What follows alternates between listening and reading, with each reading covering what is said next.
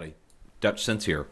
4:29 p.m. Central Time on Tuesday, April 16th, 2013. And we're looking at Earthquake 3D here, which is a USGS feed of the most recent earthquakes. And I've got it turned down over the last 48 hours. 2.5 and greater in the United States, 4.0 and greater internationally. And most likely, you've already heard about it, a 7.8 magnitude earthquake struck at the border of Iran and Pakistan. And 34 people confirmed dead in Pakistan. We don't know how many people injured or dead in Iran, but it's a huge earthquake that occurred. So let's go ahead and get the statistics on this really quick.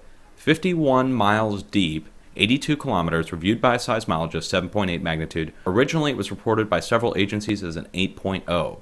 So now USGS reporting 7.8. It's a matter of 0.2. It's still a huge earthquake for the region and caused a lot of damage. Now let's look at the area overall. Okay, this is just the last 48 hours, 4.0 and greater. So you can see the Southwest Pacific from north of New Zealand curving up west towards Papua New Guinea and then going all the way west to Sumatra, a huge amount of movement. Now, let me go ahead and turn it down just another day, and you'll see a couple 6.0s that have shown up in here. All right, and that's at undersea volcano locations. We've got Vanuatu, and then we also have Papua New Guinea. And when you zoom in, you can see it's out to sea here, each one of them, and that's well-known undersea volcanoes that are still active, and they've been kicking up in pace over the last several years, and specifically starting 2 years ago now almost, when the plate fracture began here at the Indo-Australian plate. And that's something that we all need to be aware of, that that's still going on, that the unrest that's spilling over from the Indo-Australian plate is causing a lot of this movement in the Southwest Pacific. Okay, so let me go ahead and turn it back down here. And then you really get to see the cluster points over the last 7 days. You can see the swarm area here in Iran, okay, and then now to the east of that area, the 7.8 and 4.1 still in Iran. So that's a lot of movement to occur right there in the Middle East. I would expect that we'll see a spillover effect occur in Europe. Look how quiet Europe has been. All right, we have a 4.3 that occurred down here in Morocco and a 4.1 near El Hierro volcano. Both of these are volcanic locations. Let me take you over to my blog really quick. Okay, the Iran earthquake itself, and I did screenshots of this, is located within 50 miles of the only 2 active volcanoes in Iran, or at least the 2 that are marked on Google Earth. I took screenshots of that. You can see it. And again, the depth was 51 miles. You know, take it as you will, folks. It's definitely, I think, a sign that we're seeing volcanic movement, not just normal earthquake movement. And that's evidenced by the movement in Morocco, okay, the 4.3 here. You can come over to my page, and I urge you guys to do this yourself. Just look up the coordinates. Whenever you see an earthquake at an out of the ordinary location, that you actually look it up and see what's there. Here's the Morocco earthquake, and it turns out it's right in the middle of a volcanic complex. You got a volcano here, here, here, here, and then that's where the earthquake occurred, 4.3 magnitude in North Africa, which to me stood out immediately. We don't see too many earthquakes in that location. Now, last night, there was some harmonic movement that occurred out of Yellowstone. All right, now we're looking at the last 7 days, so you see this 2.9 here. That appeared today. All right, it was originally a 3.0, now downgraded to a 2.9.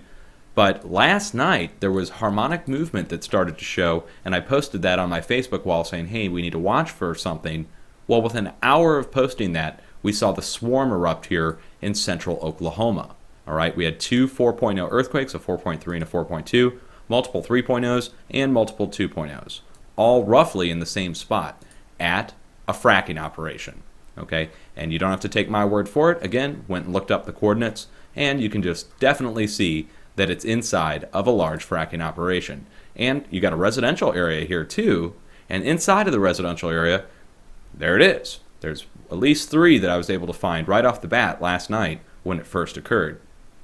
Now, there was a subsequent earthquake further to the southeast that also was inside of a large fracking operation. So whenever you see movement here in Oklahoma, Arkansas, South Colorado at the New Mexico border, anywhere in this region here, even down into Texas, if there's earthquake movement there, go look it up. You'll most likely find that it's a part of a drilling, injection well, oil well operation. Now, up here to the northwest, Yellowstone, okay, that's showing movement on the northwest tip of the craton, the unsubducted plate, and then the 2.8 up here to the northeast in Canada, again, along the edge of the North American craton. So we're seeing pressure build. getting pushed, basically, from the west. Okay, we're all taught that it's actually pushed from the east from the mid-Atlantic ridge. Well, look at this activity here to the west. Really, it's spilling up over Alaska and terminating right here at the south tip of Alaska. No large earthquakes anywhere along the west coast of the United States. For a fairly long time now, we saw some 6.0 activity down here to the south near the Salton Sea, just south of the Salton Sea, multiple 6.0s over the last year, and then here to the north. A couple 7.0s struck north of British Columbia. So it's an area we need to watch. The areas where we're seeing swarm movement in the adjacent areas. So watch Arkansas, watch Colorado, watch Texas, and of course watch Bayou Corn. Also along the west coast of the United States, off the coast of Oregon, where the new lava fields are, all right, and going north all the way to British Columbia, anywhere in this region here, and then skip pretty much the entire central portion of California, and then get down here to the south portion of California near Salton Sea. We need to watch for further movement as well. Large earthquake threat down here to the south, South America, showing 4 and 5.0 earthquake movement. Hasn't happened like this in a while. We do need to be aware. Chile to Argentina, that is an area I would watch. Also, Colombia, right here where these two 4.3s are.